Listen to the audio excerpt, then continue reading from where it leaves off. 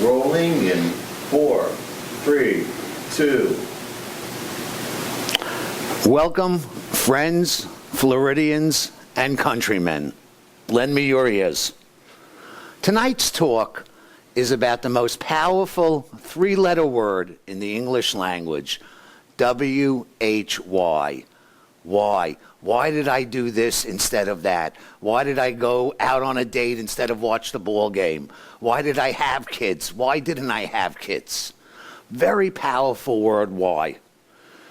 Our topic tonight is why it's never too late to become the person you were always meant to be. I am just a student of life, aren't we all? With some pretty powerful insights to share with you. Just think of me more as a guide who wants to help you move in the right direction. We are just going to take a little trip, a journey, an adventure, a safari, a tour of the mind. So all I ask is that you keep an open mind, because the mind is like a parachute. When it's open, it works. When it's closed, it doesn't. I'm really here to show you how to motivate yourself, utilizing your own unique abilities, your own unique talents, and the unique person, the unique individual that you are. It is a scientific fact that each of us is born unique. Our uniqueness is marked by our DNA. We are a one-time phenomenon in the universe. Our exact genetic makeup has never occurred before, nor will it ever be repeated. The Greek poet Pindar, anybody familiar with Pindar? Okay, I wasn't until a few months ago. Actually, Alexander the Great, when he conquered Greece, totaled the city and left two things standing, the temple and Pindar's house. He must have been a pretty good poet. Pindar wrote some 2,500 years ago, become who you are by learning who you are. I moved here from New York about 2 years ago. For the past 30 years, I have started and created many various types of businesses, some successful, some not so. And for the last 7 years, I have been a single parent to my son, Evan. As competitive and cutthroat as the business world can be, there is no harder job than being a parent, than raising a child. Enough said on that. About a year ago, at age 62, after much self-reflection, self-examination, and soul-searching, I said to myself that it was now or never. I could enjoy paradise down here, or as the Olympians say, I could go for the gold.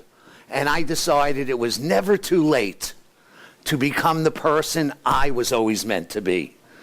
I have spent many years working with major corporations, giving sales training, time management training, entrepreneur workshops, customer service workshops, calling centers for major companies. But I decided at that moment of self-examination that I wanted to become a motivational speaker for the general public. Not the boardroom, but the classroom. Not Wall Street, but Main Street. Not the 1%, but the 99%. And I realized that my true passion and real purpose in life was to help others overcome their fears, overcome their barriers, overcome their obstacles on the way to becoming the person they were meant to be. Og Mandino, who wrote about 15 books on sales, business, inspiration, once wrote, "We are not on this earth by chance. We are here for a purpose, and that purpose is to grow into a mountain, not to shrink to a grain of sand." On August 28th, 1963, 52 years ago, Martin Luther King Jr. gave the second greatest speech in American history. Anybody know what's considered the most famous speech in American history? Very good. Gettysburg Address, Lincoln's Gettysburg Address, 247 words given in 2.5 minutes. You know, it shows you the power of words. Now, Dr. Martin Luther King spoke for hours on that hot August day in Washington in front of 250,000 people.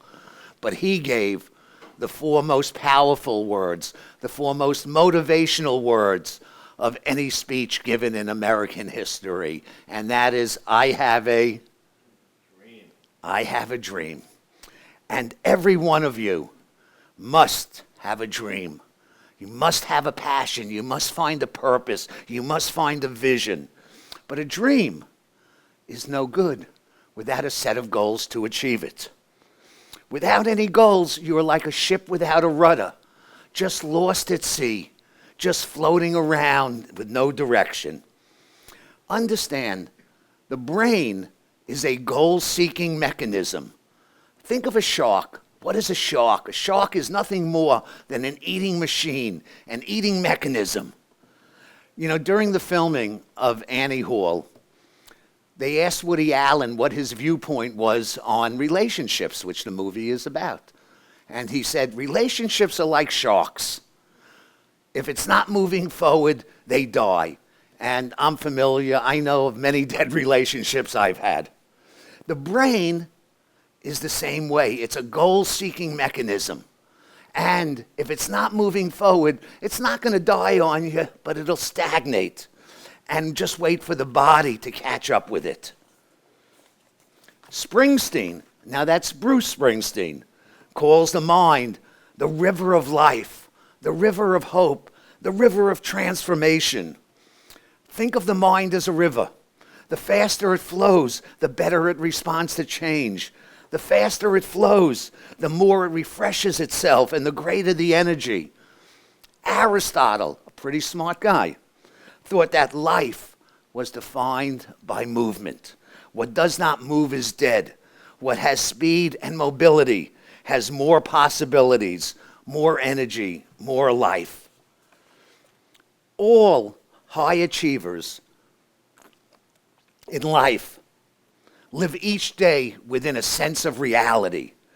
Unfortunately, I meet too many people that live in their own fantasy world, in their own world of fantasy about their lives.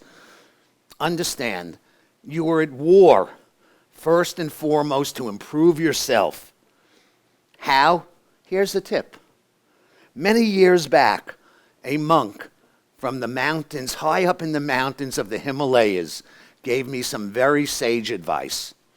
It was actually Donnie from Brooklyn, but the advice was still profound.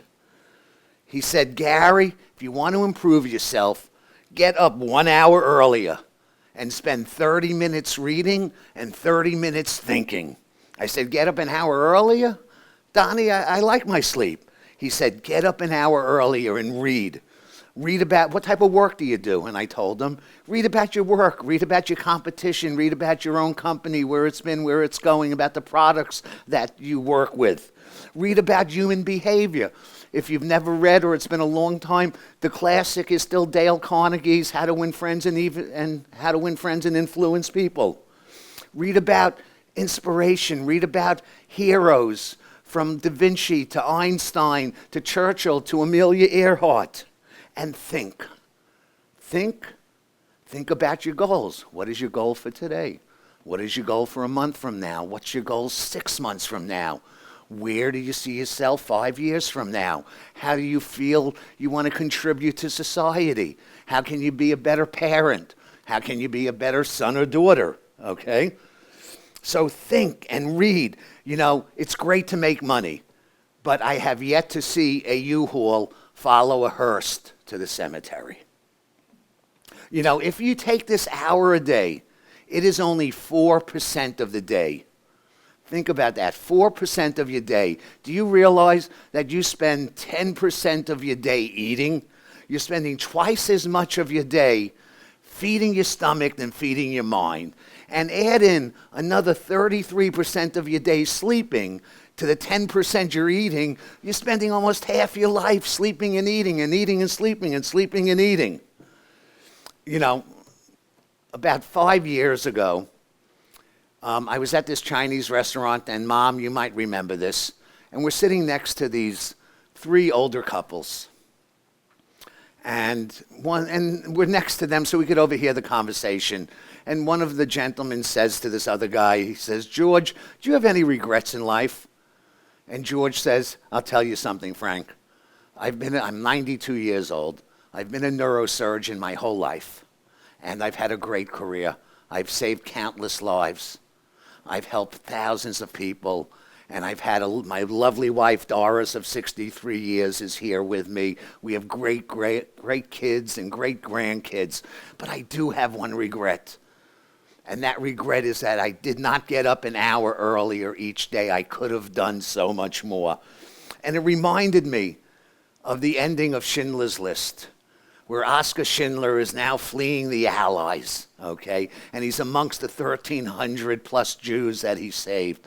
And he said, "I could have saved so many more." And they say to him, "Oskar," and he's down on his knees, and they say, "Oskar, you did so much. In decades to come, there will be generations, tens of thousands of us because of you." But he said, this pen could have saved one more life. I could have sold this Nazi lapel, and it would have saved 5 more lives. I threw away so much money. I could have done so much more. So don't go through life regretting what you didn't do. Don't be on your deathbed saying, "I could have done so much more." Remember, the greatest battle is always with yourself.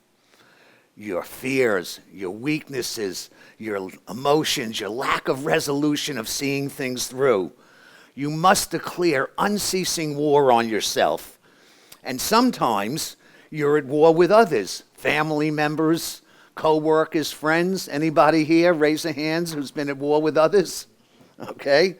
But to lead a well-balanced, fulfilling, and happy life, you must become a warrior. You must develop a warrior mindset. And war requires realism. Warriors focus on the strengths and abilities they do have and how to use them creatively. Live your life on death ground. Now, what do I mean by that? You've always heard this. Steve Jobs once said, "I wake up every day thinking that if this is the last day of my life, what would I do?" So you've all heard the sayings, live in the moment, live today like it's the last day of your life, okay? John Wooden, the greatest college basketball coach of all time, once wrote a book called Make Every Day Your Masterpiece. And my Uncle Al from Long Beach, New York, who was a Marine and fought in Guadalcanal, once said to me many years later when he could finally open up about his war experiences, he said to me, "Gary, when soldiers survive a brush with death, they feel an exhilaration that they want to have again." And I said, "Al, you're nuts. They want to have that again?" He goes, "Yes, because life has more meaning in the face of death." So challenge yourself. Take some risks. Get out of your comfort zone. Most people are stuck in their own quicksand. Janis Joplin had a great song called Ball and Chain. Get rid of that ball and chain. Okay, enter the zone of the unknown. Einstein once said, lunacy is doing the same thing over and over and expecting a different result. So do the opposite. Now, there's a great Seinfeld episode, okay? Jerry, George, and Elaine are sitting at the coffee table in the coffee shop where they always are, and Jerry says to George, "George, how are things going?" And George says, "Things are horrible. Nothing's working out for me." So Jerry says to him, "Well, why don't you just do the opposite?" So he goes, he just shrugs it off. Waitress comes by to take their order, and she says to George, "Are you going to have your tuna salad sandwich today?" And George looks at her and says, Jerry, you're right. Give me an egg salad sandwich." Now, Jerry says, "George, there's this beautiful girl at the counter sitting by herself. Why don't you go up to her?" And George says, "I have no chance with her." But George, do the opposite. So he goes up and he says, excuse me, my name is George Costanza. I have no money. I'm broke. I'm unemployed. I live with my parents in Queens. But I think you're very pretty. And she goes, George, you know, you're cute too. Here's my phone number. Do the opposite, okay? Nothing is more important than to have the bravery to lead your own life. And I promise you, if you do, freedom of the mind lives on the other side of your fears. Johann Wolfgang Goethe, the great German writer of the 1820s, 30s, wrote, whatever you can do or dream you can, begin it. Boldness has a certain greatness, a certain genius, a certain magic and power in it. Be bold, and mighty forces will come to your aid. I don't know how many of you here, about 6 months ago on PBS, there was a 6-part series on the Roosevelts, Teddy, Franklin, and Eleanor. You happen to see that? Wonderful, from a historical point and inspirational point.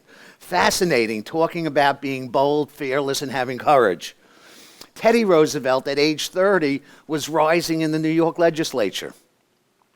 And he gets a telegram one night. And the telegram says that his young wife died in childbirth in his house. And 10 hours later, his mother, who he adored, died in the same house. He was totally devastated, left the New York legislature, and decided to take half his inheritance and just go out west. And he spent 6 years out west being a cowboy, fighting Indians, fighting bears, doing whatever. He was a cowboy for 6 years. But you know, if he wasn't that bold and that fearless and had the courage to do that, he would not be the Teddy Roosevelt that charged up San Juan Hill and became one of our greatest presidents. Now, Franklin is an interesting story. Their political lives really correspond a lot. Franklin, also rising in the New York legislature in his early 30s, was suddenly stricken with polio, and he had huge political ambitions. But he couldn't be like Teddy and go out west and be fearless and bold, but he was fearless in his mind, in the 6 inches between his ears. He conquered his polio so he could still achieve his ambition as a political force in this country, and obviously went on to become, maybe after Lincoln, the second greatest president we've ever had. But I thought the most fascinating story of all, because I really didn't know much about Eleanor Roosevelt. She was born considered an ugly duckling, shunned by her family, shipped off to cousins. And what she overcame to become the greatest first lady of our country and one of the great women of all time is just amazing. But the most incredible story of being bold, fearless, and courage is Winston Churchill. In 1916, second year of World War I, if anybody, whoever's familiar with World War I, it was just the most devastating war of all time. The trench warfare, the poison gas, the mustard gas. 90% of the men that went over the trenches were shot dead within a matter of minutes, okay? So Churchill at that time in his 30s, he's Undersecretary of the War in London. And the war's not going well for England. And he devises a strategy to invade and capture the Galapagos Islands. So he sends 50,000 men there and half his navy. And it's a disaster. 40,000 men are killed. He loses half his navy. He's forced to resign in disgrace. And he had huge political ambitions, Churchill did. And he has to redeem himself. So he becomes, which I'm not 100% sure, but it has to be true, the only man ever to volunteer for the trenches. And he redeemed himself and then became the Winston Churchill that saved Europe from fascism, from Nazism, from Hitler, Goering, Goebbels, Bormann, and all that sick crew. So be bold, be fearless, have courage. You know, Alexander the Great, whose mentor was actually Aristotle, which is a great mentor to have, said, "Fortune favors the bold. The universe favors the brave." When you resolve to live your life to its highest level, the strength of your soul will guide you to a magical place. When you control your thoughts, you control your mind. And when you control your mind, you control your life. And once you reach the stage of being in total control of your life, you become the master of your destiny. Only then, when you master yourself, can you master the outside world. I just want to get at your heart, your soul, your spirit. Understand, the most important business that any of us have is the business of our own life. Life is a skill set. Learn how to design your own life. Don't be a prisoner of the past. Become the architect of your future. Do not live in a prison of your own mind. Free yourself.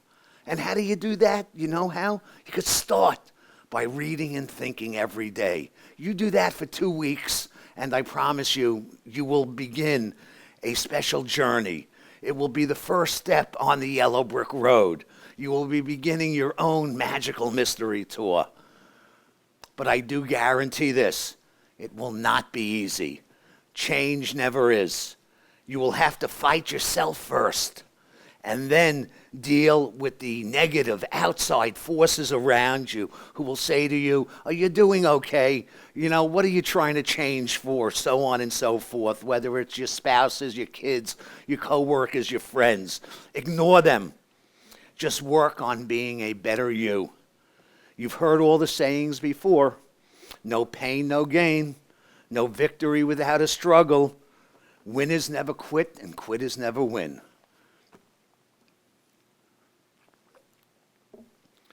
But it takes courage to overcome these internal and external forces.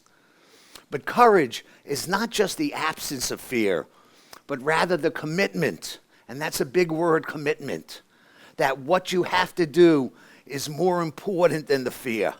Remember, freedom lives on the other side of your fears, or as FDR so aptly put, you have nothing to fear but fear itself. Think of the Wizard of Oz, the cowardly lion. He had no courage, right? But you know what? He hit a fork in the road, and he found his courage, and it was there all the time. And all of us have that courage. It's there. You just have to use it before you lose it. And remember, we're always going to have some problems and adversity. You know, Dylan, that's Bob Dylan, wrote, "It's life and life only." And let's face it, the only people with no problems are 6 feet under. One needs to become much more rational in their thinking and much less emotional in their actions. Unfortunately, in those moments of crisis, those moments of disputes, arguments, in the heat of battle, we revert to being emotional, just when what we really need is to be more logical and rational in our thinking. We humans like to see ourselves as rational creatures. We imagine what separates us from the animal kingdom is the ability to think and reason. But that is only partly true. It is our capacity to feel a range of emotions.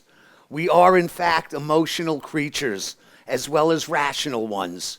And although we like to think, we govern our actions through our reason, logic, common sense, and thought. What most often dictates our behavior is the emotions we feel in the moment. And such moments reveal us for the emotional creatures we are. We are inherently impatient, and we find it hard to wait. We want our desires to be filled as soon as possible. This is a tremendous weakness. Understand, the mind is weaker than your emotions. But you only become aware of this in moments of adversity, probably precisely the time when you need all your strength and all your smarts. The greatest generals in military history from Sun Tzu to Genghis Khan to Hannibal to Alexander the Great to Napoleon to George S. Patton, all had a mindset that was able to live in the moment, yet see the whole battlefield. This is what you need to do. Be both strategic and tactical at the same time in your thinking. You know, great athletes have it. If you think of the great chess champions, now, they may not be athletes in my mind. Mom might think they're intellectual athletes, but they see 10 moves ahead. So they know the move they're making at the moment is the right one. Think of Willie Mays, my hero growing up, one of the greatest ball players, if not the greatest of all time. He knew the millisecond that the bat hit the ball where to position himself for the catch.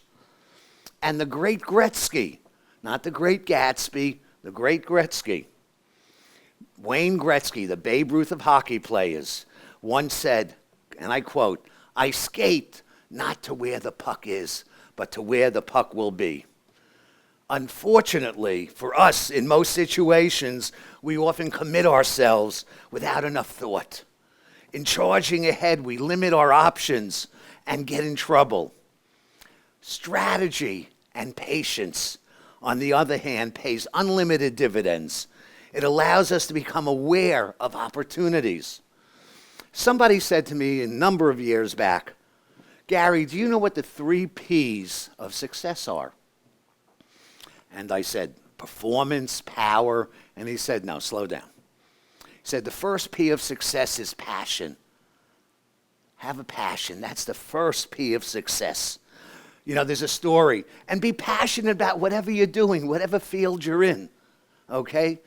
There's a story about Steve Jobs. Everybody knows that he started in a garage. About a year later, he was able to get his first office, and he had to hire a janitor. So he had a lot of applicants, and he decided on picking one of them. This guy's name was Fred. I forget the last name. And Fred became the janitor there in Steve Jobs' first office at Apple. And a year goes by, and he's doing a great job. And he asks his immediate boss, he goes, "I'd like another position. I see where this company's going." And he goes, "Well, Mr. Jobs is too busy. Just keep doing what you're doing." And this is a true story. Another year goes by. So now he's the janitor for 2 years. And one morning, Steve Jobs comes down to the basement to his office and says, "Fred, you know what? You've done a real good job as a janitor. How long have you been here?" "About 2 years. And he says, "Mr. Jobs, how come I've been a janitor for 2 years?" He goes, Steve Jobs said to him, "I wanted to see what you were made of." And he gave him another position, and that Fred is now obviously a multi-billionaire. The second P of success, anybody want to take a guess? Ron? First one is passion. Anyway, the second, excuse me, yes? Perseverance. Very good. Persistence. Persistence. The back of my business card is a quote from Winston Churchill, which says, "Continuous effort, not strength or intelligence, is the key to unlocking your potential. Be persistent. Do something to move forward every day. Remember, the brain is a goal-seeking mechanism. And like a shark, if it's not moving every day, it will die on you." Okay, so now we have passion and persistence. Now the most important P of success. Any guess on that? Jack? Positive thought. Okay. Being positive. Actually, that's it, Marilyn. Patience is the most important of the 3 Ps, and I'll explain why. Patience is a virtue. First off, about patience, I once read in a book somewhere, make things happen, and then let things happen. A newborn takes 9 months to come out. An onion tree is old in 9 weeks. Okay? Knocking down a tree, the first blow won't cause a tremor. Neither will the 10th or the 20th. You don't know what blow is going to knock down that tree. You have to have the patience to stick to it and to believe in yourself. Confucius, who I guess his family is very wealthy from all the fortune cookie royalties, said, "It does not matter how slowly you go, as long as you do not stop." And Edison is quoted, "Many of life's failures are people who did not realize how close they were to success when they gave up." Once we learn some strategy and some patience, our options suddenly expand. Instead of wearing yourself out in minor battles, we save our strength and energy for the right moment to think clearly in the difficult situations that mean something. This might be one of my favorite parts of this talk. Where did all of our passions for greatness go?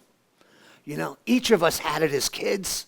We wanted to be superheroes, ball players, artists, musicians, poets, astronauts, whatever, writers. But then as we aged, life began to do its number on us. With all the pressures and responsibilities of adulthood, our childlike mind deteriorated. It dissipated. Poof, it disappeared. One must get back to a child's state of mind. One must get back to a child's mindset. As the Beatles once sang, get back to where you once belonged. You know, when you're a child, your mind is called actually the original mind. But as adults, it becomes a conventional mind. Now, masters of their life blend discipline and the childlike spirit, the original mind, into a dimensional mind. And a dimensional mind is a mind that creates instead of consumes. Our minds will go dead from the lack of challenge and novelty. You know, all children want is to be happy and have fun. Does anybody here, just take a wild guess, I had no idea, how many times a day a 4-year-old laughs? Wild guess by anybody. Higher. Do we hear 20? 300 times. A 4-year-old laughs 300 times a day. How many times do you think an adult laughs a day? You're close with the 8, 15. Okay? Think of that. Become more like a child, because all children want is to be happy and have fun. They use their imagination. They are constantly exploring, and they ask a million questions, and these are just the type of skills that you must have in adulthood to become the person you were meant to be. Dylan wrote, "He who is not busy being born is busy dying." Do not view this journey as impossible. It is definitely doable. I'm on this journey right now, and I am no different than any of you. I have my good days, my not so good days. I have my fears and weaknesses, but I also have my goals and my dreams and my visions. And as Sinatra sang, I've been up and down and over and out, but I did it my way. So all you have to do is do it your way. And it starts with self-reflection. It starts with self-examination. Self-examination is the first step to a better you, to personal growth, to personal greatness. If you take this path of self-examination, this path of self-awareness, this path of self-remembrance, of self-enlightenment, trust me, it's an amazing feeling. It's like having a second youth. It's like being on a magical mystery tour. You know, James Thoreau, the great writer, once wrote that most men lead lives of quiet desperation. Everyone dies, but so few of us really live. So just change your mindset, and you can get from where you are to where you haven't been yet, to where you want to go, and most important, to who you want to become. Because the more you do, the more you start to realize you can do. So do what you can with what you have, where you are right now, and believe, have some faith in yourself that you can become the person you were meant to be. Golda Meir the great prime minister of Israel in its infancy, said, if not now, when? Live your potential now. The Chinese say it so well. The best time to plant a tree was 20 years ago. But the second best time is today. And Shakespeare wrote, as a man thinketh, to thine own self be true. So be yourself. That's your gift to the world. Because you know what? Everyone else is taken. Napoleon, considered by every military expert the greatest general of all time, once said, space you can always recover, but time lost you cannot. So don't just get by, get better. Turn your dreams into reality. It's all your choice. It really is just a choice. Your life, in the end, will be defined by your decisions and choices. The great philosopher Yoda once said, do or do not. There is no try. God bless the Rolling Stones. At 70 plus, still touring and still singing my favorite Stones song. You can't always get what you want, but if you just try, sometimes you just might find you get what you need. And Mark Twain said it best. The two most important days of your life are the day you were born and the day you figure out why. I'm going to finish with a little story. During the Middle Ages, 3 stonemasons were observed at the city of Cologne in Germany doing their work. The onlooker asked the first what he was doing, and he looked up and answered, I am shaping a stone. The next mason was asked the same question, and he replied, I am making a wall. But when the third mason was given the question, he proclaimed proudly, I am creating a cathedral. And you are here to create the cathedral of your life. The only limit to our realization of tomorrow is our doubts of today. And I thank you. Whoa.